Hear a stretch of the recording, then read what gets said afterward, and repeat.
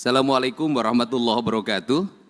Sampurasun, Pak Direktur yang saya hormati, Pak Gubernur Banten, Gubernur Lampung, Gubernur Sumatera Selatan, dan seluruh Bupati, Wali Kota, para Ketua DPRD. Saya tidak mungkin menyampaikan paparan yang seperti yang tadi sampaikan.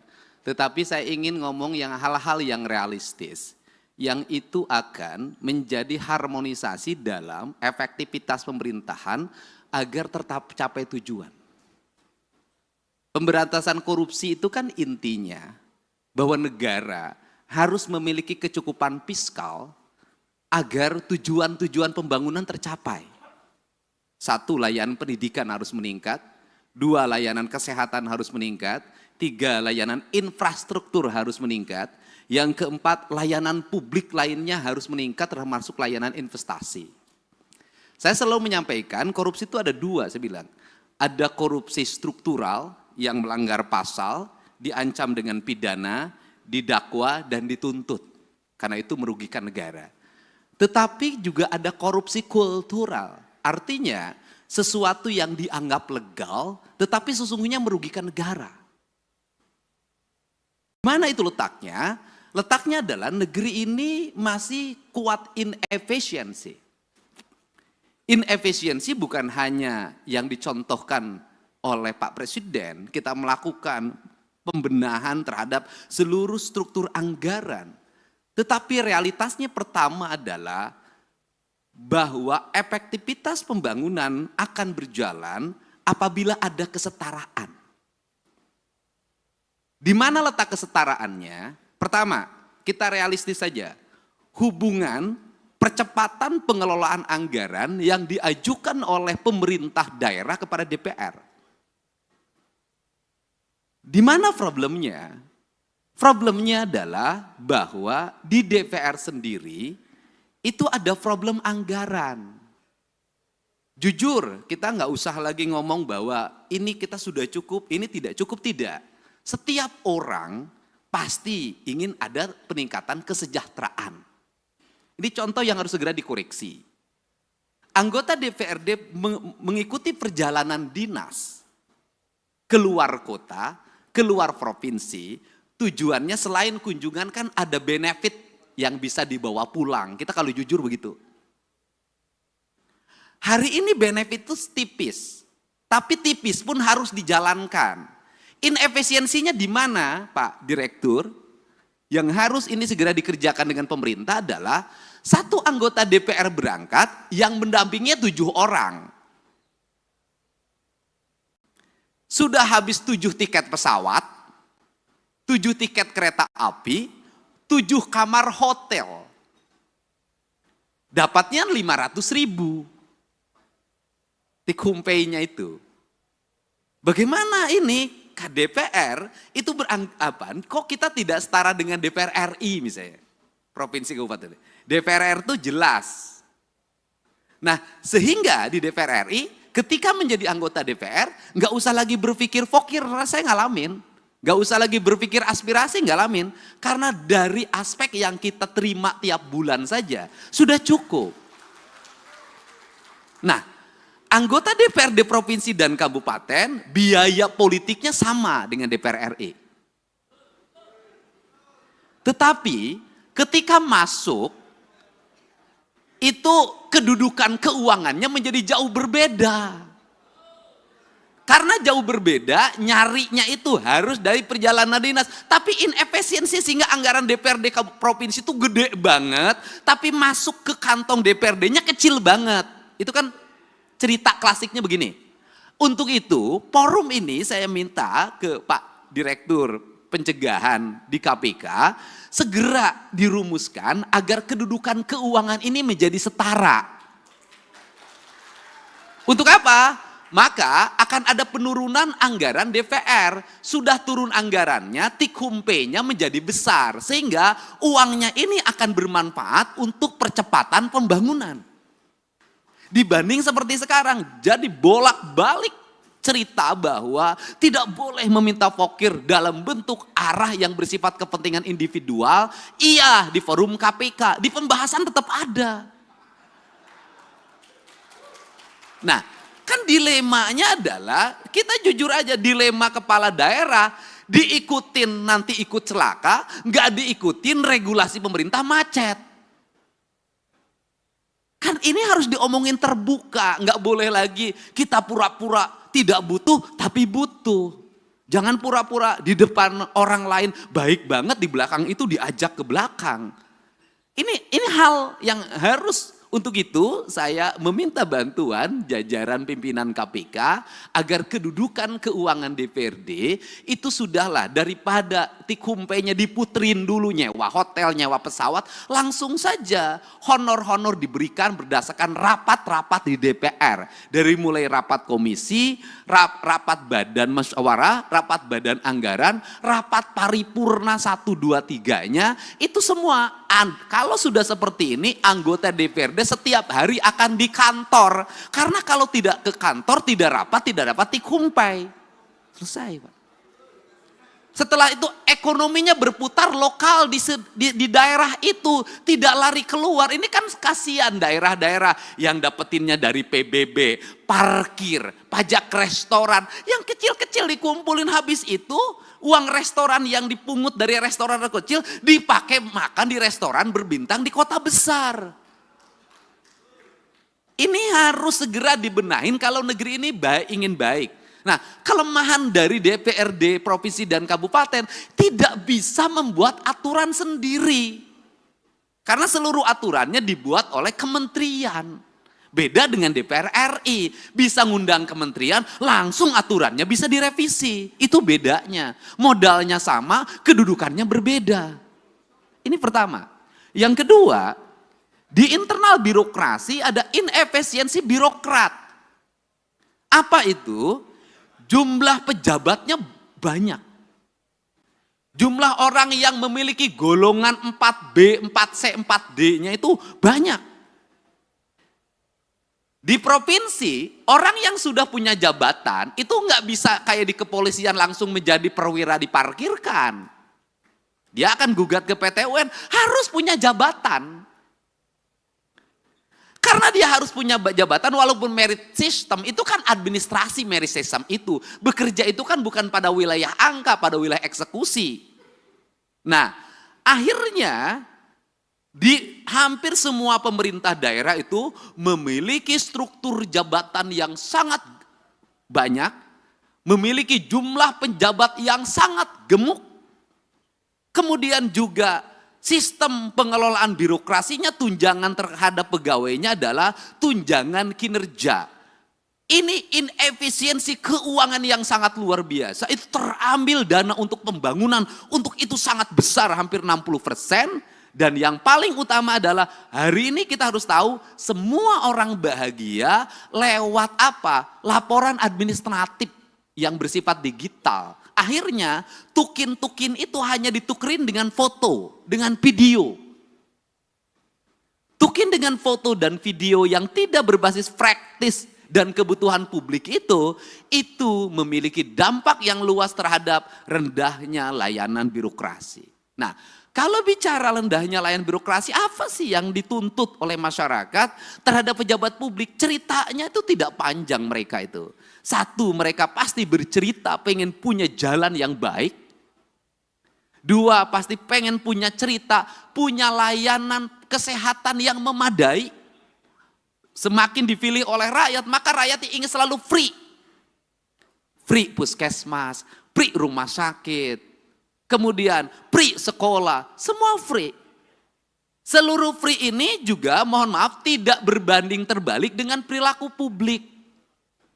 Satu sisi negara mengeluarkan uang sedemikian besar untuk layanan publik, tapi publik juga tidak punya kesadaran untuk membangun postur dirinya. Saya berikan contoh, negara memberikan layanan terhadap layanan pendidikan free dari SD sampai SMA, terutama di sekolah pemerintah. Free. Tetapi di sisi lain, anak-anak sekolah kita uang jajannya 25.000 sampai 30.000. Tidak berbanding terbalik antara apa? Peningkatan ekonomi rakyat dengan beban belanja pemerintah yang tinggi. Akhirnya beban pemerintah belanja yang tinggi, rakyatnya juga tidak berikan edukasi untuk melakukan efisiensi dalam hidupnya. Akibatnya laju pertumbuhan ekonominya rendah dan konsumtif. Nah, hari ini tuntutan negara itu hanya mengarah pada pejabat negara. Selalu katakan ganti pemerintah, ganti gubernur, ganti bupati. Kalau menurut saya, dalam analisis saya, rakyatnya juga harus diganti. Enggak bisa, Pak. Model pendekatan warga seperti hari ini, apalagi model pendekatan media sosial yang saya jalani dan saya lihat, enggak bisa jadi pemimpinnya kalau tidak memiliki tangan besi. Publiknya juga harus diedukasi. Bukan hanya pejabat publiknya, bukan hanya anggota DPR-nya, publiknya harus diedukasi. Saya berikan contoh, misalnya pelaporan ke KPK. Saya sampaikan ke Pak Direktur, apakah murni didasarkan pada orang yang konsen pada korupsi? Tidak. Kebanyakan orang yang tidak terpuaskan, kalah tender, lapor KPK. Kalau menang nggak lapor. Anaknya tidak diterima di SMA negeri. Pakai kata belece, langsung besoknya bongkar korupsi kepala sekolah. Nah, hari ini saya sampaikan ke Pak Direktur, korupsi bisa terjadi di desa. Kenapa? Setiap hari kepala desa didatangin orang yang mengaku ormas, orang yang mengaku LSM, orang yang mengaku wartawan. Itu sekali datang 10 orang, cepet itu dikasihnya. 1 juta tuh kepala desa sehari. Kemudian di kabupaten kalau bupati wali kotanya nggak tahan, pasti banyak orang yang mengaku A, mengaku B, itu melakukan tekanan dan nyari salah. Kemudian setelah itu dia bergaining, dapat jatah di kerjasama A, kerjasama B, kerjasama C. Nah, ini yang jadi problem adalah Pak Direktur, gubernurnya punya daya tahan, misalnya para bupatinya punya daya tahan, tapi kepala SKPD-nya itu belum tentu punya daya tahan. Kenapa? Gubernur enak, SKPD-nya tinggi Pak, jauh jaraknya ke masyarakat. Kalau bupati wali kota itu dekat ke tetangganya, didatengin tiap hari pusing, akhirnya dilayanin. Jadi pemerintah ini yang terjadi di Indonesia hari ini adalah semakin dia strukturnya makin rendah, tingkat resikonya makin tinggi, sorotan publiknya makin tajam, biayanya makin rendah.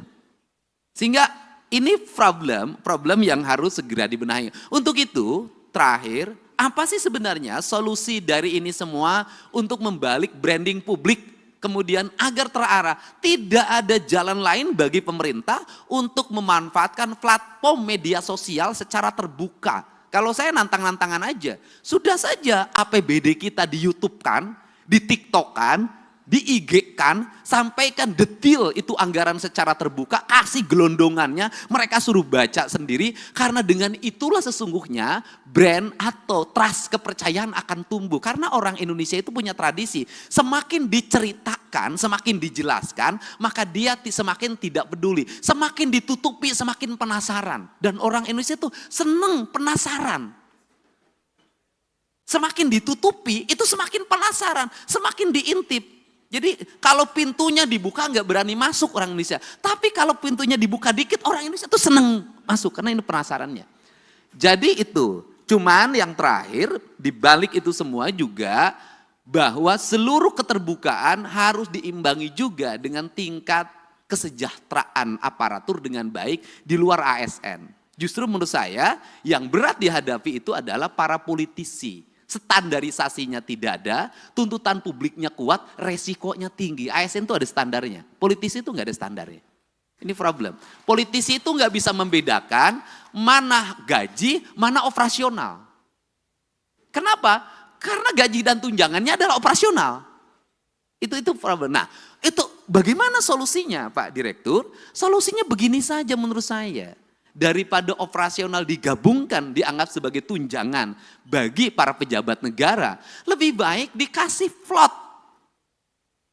Dari total APBD yang dimiliki, berapa plot yang disiapkan oleh pemerintah dalam bentuk nilai, misalnya gubernur itu misalnya taruhlah 5 miliar atau 10 miliar, yang itu bisa didisposisi untuk menyelesaikan problem-problem sosial secara langsung, agar dia bisa eksekusi. Kenapa? Kalau saya barangkali bisa turun eksekusi wajar lah. Kenapa? Karena saya punya platform media sosial yang memiliki nilai. Tapi kan tidak semua para gubernur punya. Tidak semua para bupati punya. Ketika mengeksekusi ke lapangan, ada banjir. Bendungannya harus diambil alih hari ini. Alat beratnya harus diturunkan. Sembakonya harus dikeluarkan. Kepala daerah yang taat asas terhadap anggaran tidak akan bisa berbuat apa-apa. Kenapa? Belum dibahas. Belum ada pengajuannya. Nah, dia harus bergerak nyari kemana. Tidak semua daerah kaya. Tidak semua daerah punya perusahaan yang digerakkan bayar CSR-nya. Banyak yang pas-pasan. Dia nyaris mati karena tidak punya langkah eksekusi yang bersifat benar menurut negara. Ini yang mesti saya katakan, harus ada platform yang bisa dikeluarkan oleh pemerintah yang itu darurat dan diaudit secara baik oleh BPK dan BPKP serta bisa dipertanggungjawabkan. Sehingga apa? Kepala daerah itu bisa tampil menyelesaikan masalah. Kenapa kepala daerah jarang turun? Kalau turun itu tuntutannya banyak. Kalau nengok banjir nggak cukup di banjir. Sembakonya, penanganan mesinnya, segala macam. Nah, kepala daerah yang tidak siap dengan fiskal tunai itu nggak mungkin. Yang kemarin aja belum balik apa harus keluar lagi, kan itu loh. Nah, ini fakta-fakta yang mesti didiskusikan bersama karena tugas pencegahan adalah mencegah seluruh aparat pemerintah untuk tidak berbuat yang bersifat koruptif dengan cara membuat ruang fiskal agar para kepala daerah memiliki kecukupan fiskal untuk menyelesaikan setiap problem publik yang terjadi. Barangkali itu pengantar dari saya, semoga pertemuan ini menjadi pengantar dan pencerahan.